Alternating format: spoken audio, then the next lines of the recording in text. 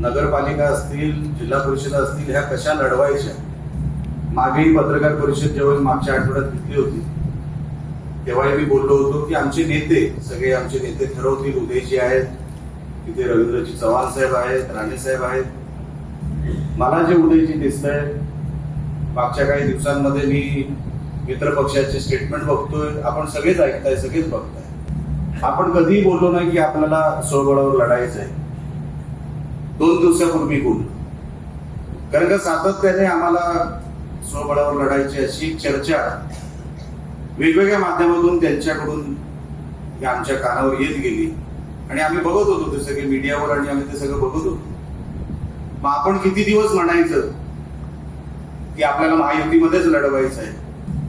हा माझ्यासमोर प्रश्न पडला होता, कारण का रोजच त्यांनी मतदारसंघ वाईज सगळ्याच पक्षांनी, म्हणजे मी एका कुठल्या पक्षाचं म्हणत नाही, सगळ्याच पक्षांनी आपापल्या मतदारसंघांमध्ये, माझ्या मतदारसंघाचं जर मी बोललो तर माझ्या मतदारसंघामध्ये सर्वात जास्त लक्ष कुठे असेल तर ते माझ्या मतदारसंघात आहे.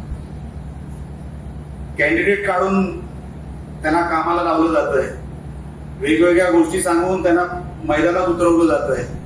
मग आपण फक्त महायुतीची चर्चा करायची, हे किती पट योग्य आहे? म्हणून मी 2 ते 3 दिवसापूर्वी मी पत्रकार परिषदेमध्ये सांगितलं, स्वबळावर तर स्वबळावर.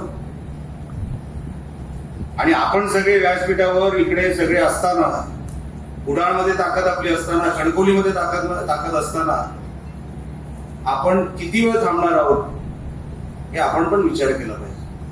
आता थांबायची वेळ गेली. मी सगळं सविस्तरपणे आपल्याला 2 ते 3 दिवसापूर्वी सांगितलं होतं की आता आपल्याला जर मैदानात उतरायचं असेल तर हीच वेळ आहे. कुठल्याही आदेशाची वाट बघू नका. केसरकर साहेब तर वेगळं सांगतीलच तुम्हाला मतदारसंघात काय काय करावं लागेल. उदयची नेते म्हणून सांगतील महाराष्ट्रावर युती होणार की नाही होणार, आपल्या जिल्ह्यात युती होणार की नाही, ते नेते ठरवणार आहेत. तुम्ही तुमच्या विभागातून बाहेर येऊ नका. तुम्ही तुमच्या विभागाची तयारी करा. लक्षात ठेवा, जेवढा डोळा आपल्या कुडाळवर आहे ना, तेवढाच डोळा सावंतवाडीवर पण आहे. असं समजू नका इकडे काय वेगळं आहे. माझी याकडे सिस्टम वेगळी आहे, इकडच्याकडे सिस्टम वेगळी आहे. माहिती आहे ना तुम्हाला सगळं.